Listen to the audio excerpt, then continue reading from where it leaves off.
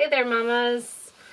I'm 36 weeks pregnant, so I'm going to take you through a series of movements that would be useful for anyone all the way up to the end of their pregnancy. So I'm going to begin by just bouncing, and you can do this as long as you wanted to, just to kind of get yourself going, get yourself warmed up. And of course you could move your hips a lot around if you wanted to. Just kind of being conscious, keeping your ears over your shoulders, over your hips, as much as possible. The feet firmly planted on the floor. And then moving on to drumming, just to kind of get the upper body flow going. Drum on the ball. Nice deep, even breaths.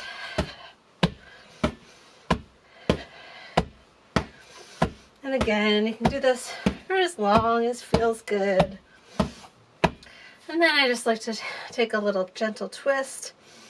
Inhaling and then exhaling back to the center. Inhaling to twist and exhaling back to the center. Keeping the elbows parallel to the ground. And letting the eyes move with the spine as we go. Gentle twists. And then circling the shoulders, just opening up the shoulder girdle. Nice deep, even breaths as we go. And then forward. As many as you want in each direction. I'm just going to do a few today. And then I'm just going to get the blood flowing a little bit more by lifting and then dropping. And you could take a nice, just keep the breath even as you do that. And then let's take a gentle eye tracking arm circle. So we rotate through the shoulder. Come on down. I'm going to take 2 arm circles for today in each direction, following my fingertips with my eyes and allowing for gradated rotation from the fingertips to the center of the shoulder. And then I'll reverse the direction.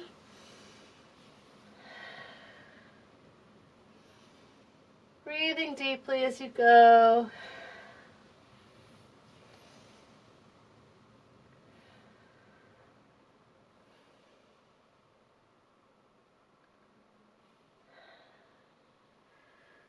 Very good. And then let's start with some pelvic tilts. I'm going to turn sideways so that you have a little bit of a better view. And I'm just going to tuck and arch through the pelvis.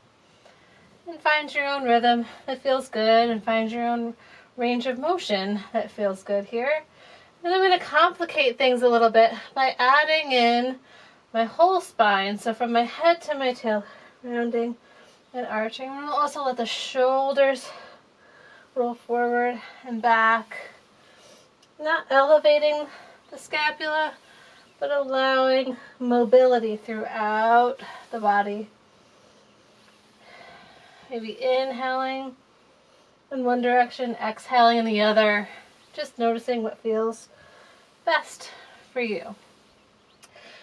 And then I'm going to take some hip circles, allowing the femurs to really move in the sockets, allowing the feet to shift, allowing the whole pelvis to move, finding as much range of motion in the hips as possible, and then reversing that direction. Again, you could go on and take each of these for much longer. I'm just kind of giving you an idea, a starting place. And I'll show it from the front view too, so you can really see how maybe adding arms out to the sides to build a little bit of more balance and arm strength. But just to see how my lower legs are moving as my pelvis moves. I'm not trying to lock my femurs in place. My legs are moving as a result of my hips. You can also see how wide my legs are to accommodate the growing belly. And now I'm going to take a little bit more complicated pattern. So as my hips go to my left, my head will go to my right. So if you're mirroring me, you'll go in the opposite direction. And then as my pelvis comes forward, my head goes back, go in the opposite direction. So this is a more advanced move, to find the coordination here of allowing the head to move in one direction and the tail to move in the other direction. It feels quite nice.